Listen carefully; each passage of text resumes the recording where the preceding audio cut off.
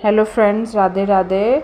आज मैं रक्षाबंधन पे एक कहानी सुनाऊंगी। रक्षाबंधन भद्रा के साय में भाई की कलाई पर राखी बांधना अपशगुन समझा जाता है। आइए इसे कड़ी में आज आपको बताते हैं कि आखिर भद्रा कौन है और इसके साय में राखी बांधने से बहनें क्यों डरती हैं।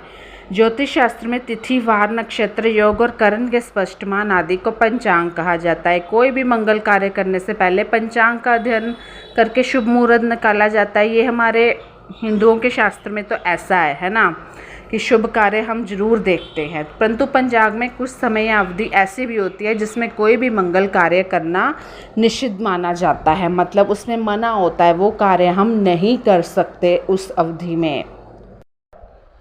तो अन्यथा इसके करने से अनिष्ट होने की संभावना रहती है। ऐसा ही निश्चित समय है भद्रा। पुरानी कथाओं के अनुसार भगवान सूर्य और उनकी पत्नी छाया, जो उनकी पत्नी छाया थी, ये पुरानी कथा है, रक्षाबंधन से रिलेटेड है। छाया से उत्पन्न भद्रा शनिदेव की सगी बहन है और विश्वकर्मा के पुत्र विश्वरूप भद्रा के पति हैं। ये भद्रा की सारी उत्पत्ति का कहानी है, कैसे उनकी शुरुआत हुई, क्यों ऐसा माना जाता है।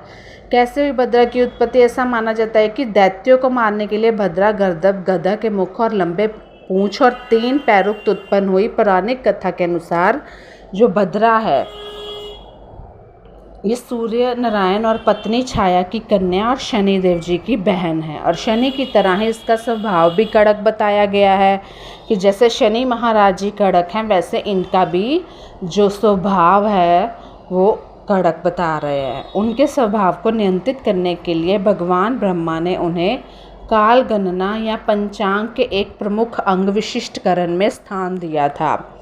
ये पुरानी कथाओं के अनुसार है, आप कह लो कि भद्रा का साया या रक्षाबंधन की कहानी। भद्रा काले वर्ण, लंबे केश, बड़े दांत वाली तथा भयंकर रूप वाली कन्या है। जन्म लेते ही भद्रा यज्ञों में विघ्न बाधा पहुंचाने लगी, मतलब हर मंगल कार्य में कह लो विघ्न डालने लगे और मंगल कार्य में उपद्रव मचाने लगे, सारे जगत को पीड़ा पहुंचाने लगी। उसके दुष्ट स्वभाव को देखकर सूर्य देव को उसके विवाह की चिंता होने लगी कि अब इनसे शादी कौन करेगा। तो उसके बाद वह सोचने लगे कि इस दुष्ट कुरूप कन्या का विवाह कैसे होगा। तो सभी ने सूर्य देव के विवाह प्रस्ताव को ठुकरा दिया था। तब सूर्य देव ने ब्रह्मा जी से उचित परामर्श मांगा। परामर्श होता है सलाह मांगी उन्होंने कि ब्रह्मा जी ने तब विशिष्ट से कहा कि भद्रे, भव, भालव, कौलव आदि कर्णों के अंत में तुम निवास करो तथा जो व्यक्ति तुम्हारे समय में गृह प्रवेश अन्य मांगलिक कार्य करे तो तुम उन्हीं में विघ्न डालो, मतलब हर किसी में विघ्न नहीं डालना।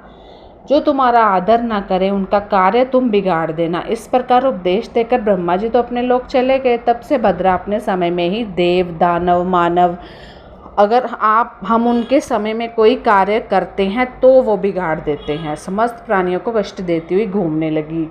इस प्रकार भद्रा की उत्पत्ति हुई। शनिदेव की 2 बहनें थी, भद्रा और यमुना। यमुना जी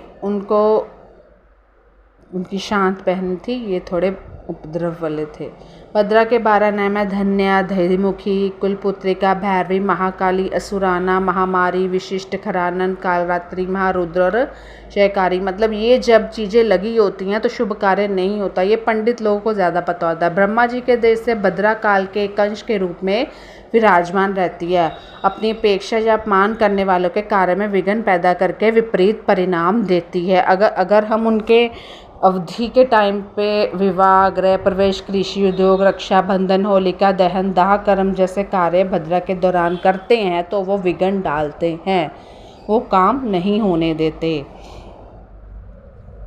अब हर किसी का अपना अपना पुरानी कथाओं के अनुसार कुछ न कुछ वरदान, श्राप मिले हुए हैं। जब भद्रा मुख में रहती है तो कार्य का नाश होता है, कंठ में रहती है तो धन का, हृदय में रहती है तो प्राण का, और भद्रा पूंछ में होती है तो विजय की प्राप्ति और कार्य सिद्ध होता है, क्योंकि पूंछ में इनका जन्म हुआ है। भद्रा के प्रकार होते हैं मुहूर्त ग्रंथ के अनुसार शुक्ल पक्ष की भद्रा वृश्चिकी तथा कृष्ण पक्ष की भद्रा सपर्णी कहलाती है। वृश्चिकी भद्रा के पुच्छ भाग में एवं सपर्णी भद्रा के मुख भाग में किसी प्रकार का मंगल कार्य नहीं किया जाता। अब कब और कहाँ रहती है भद्रा? माना जाता है कि भद्रा स्वर्गलोक, पाताललोक, पृथ्वीलोक में रहकर वहाँ के लोगों को सुख दुख का अनुभव करवाती है।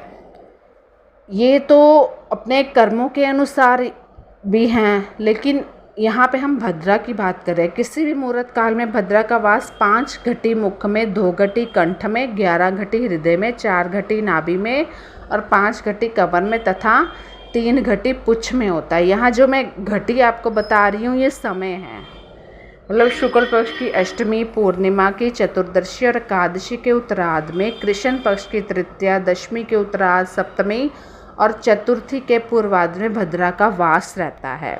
जो कोई देसी महीने हमारे बड़े लोग देखते हैं तो वो हमें बताते हैं इस समय भद्रा है, राहु काल है। वो भद्रा काल में विवर्जित कार्य, भद्रा में मंगल कार्य को करना विवर्जित माना गया है। मांगलिक कार्य जैसे मुंडन, गृह, विवाह संस्कार, रक्षाबंधन, नए व्यवसाय की शुरुआत, ये सब, होलिका वगैरह, कोई भी मांगलिक कार्य को करने से पहले मुहूर्त को जानने का यह तात्पर्य है कि उस समय भद्रा ना हो। मुहूर्त में भद्रा के उपरांत भी कई प्रकार की गणनाएं की जाती हैं।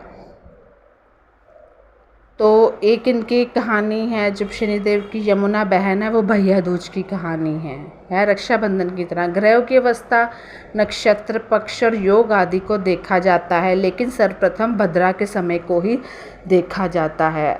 सबसे पहले हम सब देखते हैं कौन सा मुहूर्त, कौन से नक्षत्र, लेकिन पहले भद्रा का समय देखा जाता है। अनिष्टकारी प्रभाव वाला समय होता है। वहीं कहा जाता है कि इस समय किए गए शुभ कार्य का भी शुभ प्रभाव मनुष्य पर भी पड़ता है, क्योंकि हमने बताया वो यमलोक, स्वर्गलोक और पृथ्वीलोक पे वास करती है। यदि कोई ऐसी परिस्थिति बनी हो जिसमें भद्रा में शुभ कार्य करने पड़े तो उस दिन उपवास रखें। मतलब अगर हमें कुछ करना भी पड़ जाए, बहुत ज़रूरी हो, तो उस दिन बता रहे हैं व्रत रखें। ये भद्रा का समय पंडित जी ही हमें बताते हैं, हमें खुद को इन क्षेत्रों का ज्ञान नहीं है। काफ़ी लोगों को होता है, इसलिए धन्यवाद। हैप्पी रक्षाबंधन।